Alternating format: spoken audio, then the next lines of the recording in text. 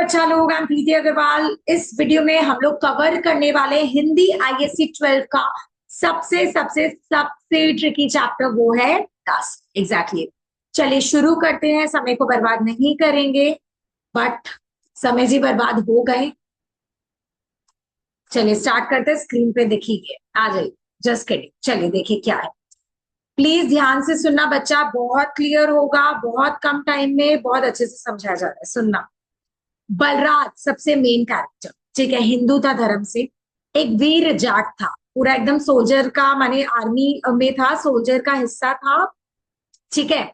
और वो जिसके अंडर में था वो मुसलमान थे। देखो, जिसने तुर्क सुल्तान महमूद की ओर से, कौन था? सब तुर्क माने मुसलमान, सुल्तान महमूद उसका बॉस, ठीक है, महमूद की ओर से जीहून के किनारे सिलजुका से युद्ध किया था। जीहून क्या, जैसे गंगा नदी सब हो गया, जीहून नदी के किनारे युद्ध किया था। मैं हूं हेड, सुल्तान महमूद, मेरे अपोजिट जो है वो सिलजुका लोग है, तो मैंने उससे युद्ध किया था।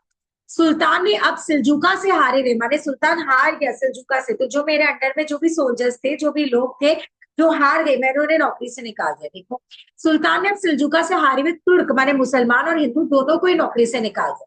बलराज और फिरोजा दोनों ही दासी व्यवस्था के शिकार है। उन लोग दोनों कौन है? दास। दास्य व्यवस्था का मतलब होता है, पहले के जमाने में, ये स्टोरी भी, ये पार्ट भी किसको फोकस कर रहा है? पहले के जमाने में कितना कष्ट दिया जाता था, कैसे लोगों को, इंसान को जानवर जैसा उनके साथ सलूक किया जाता था, और उनको अपना दास माने, होता है ना, नो पेमेंट नथिंग, और तुम मेरे बंदी बन गए हो, बस वैसा बना दिया जाता है। तो यहाँ पे बलराज भी वही था, और एक लड़की का नाम आएगा फिरोजा, वो भी दासी थी। फिरोजा बलराज को आत्महत्या करने से रोकती है, दोनों बहुत अच्छे फ्रेंड्स हैं। तो वो देखता है बलराज जब हार गया ना, तो उसको बहुत इंसल्टिंग लग रहा है, मेरा बॉस मेरे को निकाल दिया, सो ऑन। तो वो क्या कर रहा था? आत्महत्या। उसके अनुसार युद्ध में मारा जाना गौरव की बात है, परंतु आत्महत्या करना कायरता है। अकॉर्डिंग टू फिरोजा, फिरोजा के अनुसार बोलते अगर तुम युद्ध में मारे जाते बहुत अच्छी बात होती, मैं तुम्हारी कब्र खुदवाती, सब करती, परंतु तुम आत्महत्या करो नहीं, तुम कायर थोड़ी हो। आगे उसके अनुसार ये तो हो गया बच्चा। बलराज इरावती से प्रेम करता था, उसकी लवर, उसकी मने होने वाली बीवी टाइप सी थी इरावती। वह उसकी प्रेमिका है। बलराज ने इरावती से कहा था कि लड़ाई पर जाने के बाद सुल्तान अपनी लूट से में से उसे धन देगा, जिससे वह अमीर होकर उससे विवाह करेगा। उसको लगा था अभी धन दौलत वो लूटेगा और फिर सुल्तान खुश हो जाएगा और सुल्तान उसको भी धन देगा, और वो अमीर होकर अपनी प्रेमिका से शादी करेगा। मैंने वो चाहता था अमीर होकर विवाह करे। ठीक है, नेक्स्ट, जिससे वह अमीरों का विवाह करेगा। फिरोजा बलराज को उसकी प्रेमिका का हवाला देकर हिंदुस्तान वापस जाने की सलाह देती है। साथ ही राजा साहब द्वारा इनाम में मिली 5 सोने की मोहरे माने गोल्ड कॉइन्स देती है। मतलब क्या होता है, यहाँ पे उसकी जो फियांसे है, लवर है, वो है, प्रेमिका है, वो है हिंदुस्तान। ठीक है, तो वो बोलती है जाओ तुम मरो मत, अपनी प्रेमिका के पास जाओ, उसके पास जाओ। लो, राजा साहब ने मुझे दिया था, राजा तिलक नाम है उसके ऊपर, जो जिसकी वो बंदी थी। ठीक है, तो राजा तिलक ने उसे कॉइन्स दिया था, 5 सोने के मुहारे गोल्ड कॉइन्स दिया था। तो बोली ले, तू ले जा और अपनी लवर के पास चला जा। ऐसे बोली गई फ्रेंड से। तो उसको पैसा का मोह नहीं था फिरोजा को, देख लो, फ्रीडम चाहिए था उसको, प्यार का भावना था फिरोजा। फिरोजा और बलराज की बातें चल रही थी। फिरोजा अपनी जिंदगी हंसकर बिताना चाहती थी। उसे विश्वास है कि अहमद नियाल्तगिन, अब ये अहमद नियाल्तगिन कौन है? लवर। किसका लवर है? फिरोजा का। याद रखना, बलराज की इरावती, अहमद नियाल्तगिन अपना फिरोजा का लवर। राजा तिलक को वायदे की रकम चुकाकर उसे वापस बुला लेगा, तब तक वह आजाद हो जाएगी। माने फिरोजा किसके दासी थी? राजा तिलक की। तो वो बोला कि राजा तिलक को, उसका लवर बोला राजा तिलक को, अहमद माने लवर, राजा तिलक को दे देगा मुंह मांगा रकम और फिरोजा को छुड़वा। बट वैसा करता है। तिलक धन और पद के लोभ में सुल्तान की सेना में भर्ती हो गया था। राजा तिलक कौन? हिंदुस्तानी है, परंतु उन्होंने अपने देश से गद्दारी की। ठीक है, और वो मिल गया, टर्क्स एंड ऑल सबसे मिल लिया, और वो अपने देश से गद्दारी कर रहा था, बट वो सुल्तान का बहुत प्रिय हो चुका था। देखो, तिलक धन और पद के माने पोजीशन के लोभ में सुल्तान की सेना में भर्ती हो गया, तो सुल्तान के दरबार में दूनी रात चौगुनी उन्नति के चक्कर में स्वयं को भूल बैठा। राजा साहब ने दूर खड़े होकर फिरोजा बलराज की सब बातें सुनी कि तुम हिंदुस्तान चला जाओ, ऐसा बात सुना। राजा साहब ने बलराज को एक थैली देते हुए हिंदुस्तान जाने की सलाह दी, और फिरोजा को बोला जा जी ले अपनी जिंदगी, माने उस दासी को भी आजाद। वे धन से भावना को नहीं तोड़ना चाहते। धन माने पैसा, पैसा मिलेगा तभी छोड़ेंगे, ऐसा नहीं करना चाहते, क्योंकि राजा तिलक को भी कहीं ना कहीं गिल्ट है अपने देश से गद्दारी करने का, तो वह भावना को समझे। वे फिरोजा से बलराज के साथ हिंदुस्तान जाने को कहते, क्योंकि वह अहमद को चाहती है। साथ ही वे अहमद को लूटपाट ना करने की सलाह देती है। उन्हें भय है कि अहमद की बदनीयत को देखकर कहीं सुल्तान उन्हें इस कार्य के लिए हिंदुस्तान ना भेज दे। तो वो बोलता है कि प्लीज अहमद को बोलो कि ये सब हरकत मत करे। अगर वो ये सब हरकत करेगा तो यहाँ पे हिंदुस्तान को लूटने के लिए किसको भेजा जाएगा, इसी को भेजा जाएगा, जो बहुत गलत बात। तिलक ने कहा मैं हिंदुस्तान नहीं जाना चाहता। राजा तिलक हिंदुस्तान नहीं जाना चाहते अहमद से लड़ने के, क्योंकि मैंने अपनी बहन इरावती को बरसों से यह जानने की प्रयास भी नहीं किया कि वह जिंदा है कि नहीं। तो अब इसकी बहन थी इरावती। इरावती का दो कनेक्शन है, क्या क्या, बलराज की लवर और राजा तिलक की बहन। और राजा तिलक को नहीं पता है बलराज की लवरेंस हुआ। राजा तिलक बहुत पहले हिंदुस्तान छोड़ दिए थे और अपनी बहन को भी वही छोड़ दिए और तब से देखे भी। और इसीलिए वो हिंदुस्तान कभी नहीं जाना चाहते, क्योंकि उनकी बहन वह है, वो उसका मुंह नहीं देख सकती। तिलक ने कहा कि हिंदुस्तान नहीं जाना चाहता क्योंकि मैंने अपनी बहन इरावती के बारे में बरसों से जानने का प्रयास नहीं किया कि वो जिंदा है या मर गई। अपनी आकांक्षा में भूला हुआ, अपने आराम में मस्त, अपनी उन्नति में मस्त की प्रोग्रेस होगा। गजनी में बैठा हुआ, इस प्लेस में बैठा हुआ अपनी जन्मभूमि हिंदुस्तान और उसके दुख दर्द को भूल गया। उसने कहा कि वह मेरी छोटी बहन इरावती है। तब फिरोजा ने उत्तर दिया कि वह हिंदुस्तान जाएगी और इरावती को खोजेगी, माने बहन, आपकी बहन को खोजो। बलराज अपनी प्रेमिका इरावती की याद में विक्षिप्त हो जाता है, मैंने बहुत दुखी। वह किसी भी प्रकार से एक बार इरावती को देखना चाहते हैं। वह विभिन्न प्रकार के विचारों से घिरा हुआ है। वह मंदिर की दीवार पर अपना सर भी पटक रहा है। वह भाव विभोर माने इमोशनल होकर भगवान से अपने प्रेम की प्रतिमा के दर्शन की भीख मांगता है, मेरे को इरावती से माने मिलवा दो। उसने प्रार्थना की, देव मैंने अपने जीवन में जानबूझकर कोई पाप नहीं किया, एक बार अपनी प्रेम प्रतिमा का दर्शन कृपा करो, मुझे बचा लो। बलराज की प्रार्थना करके जैसे सिर उठाया, अचानक उसे एक स्त्री कौश्य वस्त्र पहने, एक हाथ में फूलों की डाली लिए, कौश्य वस्त्र माने सन्यासी का वस्त्र पहने, फूलों की डाली लिए कोई जाति दिखाई दी। इतना जल्दी तो भाई किसी का प्रार्थना स्वीकार ही नहीं होता है जैसे इसका। वो उसे इरावती कहकर पुकारता है, उसे रुक जाने से उसे आलिंगन करने के लिए दौड़ता है। आलिंगन माने हक, कि वाओ माय लवर। परंतु इरावती उसे रुक जाने के लिए कहते हैं ठहरो।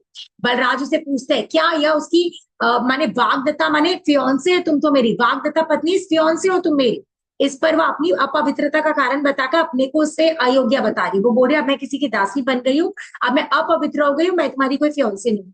वह बलराज को बताते हैं कि वह काशी की महाजन की कृत दासी, कृत माने खरीदी हुई दासी। कौन खरीदा? काशी का कोई महाजन, रिच पर्सन। उसे मुल्तान की लूट में पकड़ लिया गया था, माने क्या हुआ था, उसको भी दासी बना लिया गया, युद्ध में पकड़ा गया। उसने घर में कुत्सित से कुत्सित कर्म करने की शपथ खाई। वो कसम खाई मैं गंदे से गंदा काम करूंगी। उसके शरीर पर आजीवन उनका अधिकार है, किसका? काशी के महाजीवन का, बॉडी पे। बलराज उन्हें झूठ मानते हैं। इरावती अपने स्वामी के साथ देव दर्शन करने आई थी। माने स्वामिनी माने वो जो बॉस है उसकी पत्नी के साथ। बलराज स्तब्ध खड़ा रह गया। बलराज इरावती के लिए विकल था, वह उसी रास्ते पर चल पड़ा जिधर इरावती गई। बलराज पुण्य मिलन के लिए बहुत दिनों तक भटकता रहा कि कब वो अपने लवर से। बनारस से दूर अचानक एक दिन उसकी भेंट नियालतगिन से हो जाती है। नियालतगिन कौन? नियालतगिन अहमद, फिरोजा का लवर। फिरोजा के लिए पूछने पर उसे ज्ञात होता है कि फिरोजा नियालतगिन के पास है। वह भी प्रसन्न है कि थैंक गॉड फिरोजा सेफ है। वह उसके घोड़े पर सवार होकर उसके पड़ाव में पहुंच जाता है, मैंने आगे जा।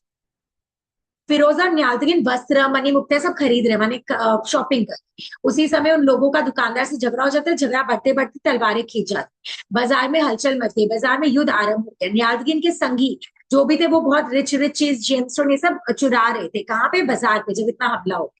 गौरी के गले में तलवार पड़ने वाली थी कि इरावती सामने आके उसे बचा ली। मैंने जो ज्वेलर पे भी अटैक हो रहा था तो इरावती बोली, भाई इरावती बोल रहे हैं, हाँ इरावती सामने आई और बोली कि इसे मत मारो।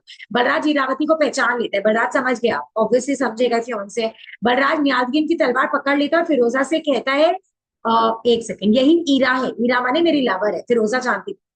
झगड़ा समाप्त कर ये लोग चारों निकल जाते हैं। कौन? दोनों लवर्स लवर्स कर। चिनाब नदी के तट पर शिविरों की एक श्रेणी है, माने बहुत टेंट्स वेंट्स लगा हुआ है चिनाब नदी में। वहीं घने वृक्षों में चुरमुट में इरावती और फिरोजा बातें कर। फिरोजा ने पूछा क्या तुम बलराज से प्यार करती हो? मैं नहीं जाती, इरावती बोली। वह तो तुम्हारे लिए गजनी से हिंदुस्तान आया है, माने रिप कमाने के लिए पैसा। इरावती ने बताया मैं खरीदी भी दासी हूँ, अब मैं इरावती नहीं हूँ, माने मैं सिर्फ दासी हूँ। रावी के किनारे, रावी रवि नदी, अहमद नियालगिन का महल है। किसका? अहमद नियालतगिन माने वही लवर फिरोजा का। ईरा के ऊपर महल में शयन कक्ष की सेवा का भार था। माने आज अहमद को कौन देखेगा, माने कौन सेविका रहेगी बाहर? अपनी फिरोजा, फिरोजा बोल रहे इरावती रहे, ठीक है। वह अहमद की राह देखते देखते सीढ़ियों पर सो गई। फिरोजा भी बंद कमरे में जाकर सो गई। अहमद जब आया तब सोती हुई इरावती के सौंदर्य माने ब्यूटी पर मुग्ध हो गया। उसने ईरा से शीरा पीने को कहा। शीरा जी पीने माने अल्कोहल पीने को कहा। मांगा कि दो मुझे। शीरा जी पीते उसकी आंखों में कामुक माने इसका मतलब होता है एनिमल जैसा बिहेव करने लगा, पशुता नाच होगी। उसने इरावती का हाथ पकड़ा। इरावती किसकी लवर है? बलराज की, बट अहमद उससे वो कर रहा है, बदमाशी कर। हीरा अपना हाथ छुड़ाकर दूर हट जाते, तभी फिरोजा आ जाती है और वो देखी कि कितना गंदा है उसका लव। और अहमद से कहते कि अभी उसने तिलक का दाम नहीं चुकाया, आज उस पर कोई हक नहीं है। माने तुम अपने लवर को बोलती हो तुम्हारा मेरे पे हक नहीं है क्योंकि तुमने राजा तिलक को रुपया नहीं। फिरोजा जाने लगती तब इरावती कहती है उसे भी साथ ले जाओ, दोनों हाथ पकड़ के सीधे उतर जाओ। ठीक है, अभी तक है। थोड़ा सा और है। बलराज के यहाँ आने से चंद्रभागा माने चिनाब के तट पर जाटों में नया जोश आ गए थे, क्योंकि हिंदुस्तान है। सुल्तान के कर्मचारियों का जाटों पर से अंकुश हटता जा रहा है, कंट्रोल। सुल्तान माने मुसलमान का हिंदियों पर कंट्रोल जा रहा है। इधर फिरोजा के जाने के बाद अहमद अपनी कोमल वृत्तियों को खो बैठता है। अहमद भी अब सोचा मेरी लवर फिरोजा गई। वह पूरी ताकत से जाटों को जीतने की तैयारी करता है कि हिंदुस्तान वालों को हराएगा। किंतु उसके हृदय में दूसरी बात है। उसे मालूम है कि गजनी की सेना उसकी कल्पना का साम्राज्य नष्ट करने के लिए तिलक के साथ आ रही है। उसको ये भी पता है कि तिलक आ रहे किसको मारने, अहमद।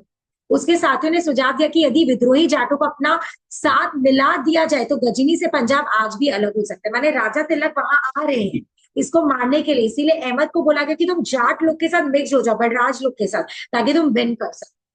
इरावती और फिरोजा घने जंगल में वृक्षों के नीचे छाया में विश्राम कर रही थी। तभी घोड़ों की टापाई मानी घोड़ों के पैरों की आवाज।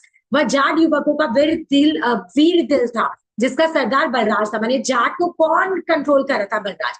बलराज ने फिरोजा को बताया कि अब अहमद से उसका युद्ध होगा, माने अहमद से लड़, क्योंकि इस जंगल को पार कर लेने पर तुर्क सेना जाटों का नाश कर देगी। क्योंकि जंगल जैसे ही पार होगा तो तुर्क सेना क्या करेगा? जाट को मारेगी। माने तुर्क सेना माने जिसको इन लोग छोड़ के आए, इसीलिए उन्हें यही रोकना होगा। तभी नियालगिन की सेना आ गई। नियालगिन माने वही अहमद, फिरोजा का लगाव। बलराज घोड़े पर सवार हो गया और दोनों आमने सामने थे। उसने युद्ध की बजाय दोस्त बनाने का निमंत्रण किया। क्यों? Ahmed is very smart. उसको पता है वो अगर यहाँ पे भी जी दिया तो उन लोग से मर जाएगा। किससे? सुल्तान लोग से। इसीलिए वो जाट को बोले कि आओ फ्रेंडशिप कर लो, और अपनी सैनिकों से इरावती और फिरोजा दोनों को पकड़ने का हुक्म देता है। इसका विरोध करने पर बलराज और अहमद का युद्ध होता है। ऑब्वियसली बलराज तो ये करेगा नहीं इन लोगों को पकड़ने का काम। उसी समय तुर्कों की सेना आ जाती है। घायल बलराज का भाला नियालगिन की छाती पर है, माने मार दिया उसको। मरते हुए नियालगिन माने फिरोजा का लवर मर गया। ने देखा कि गजनी सेना के साथ तिलक सामने खड़े।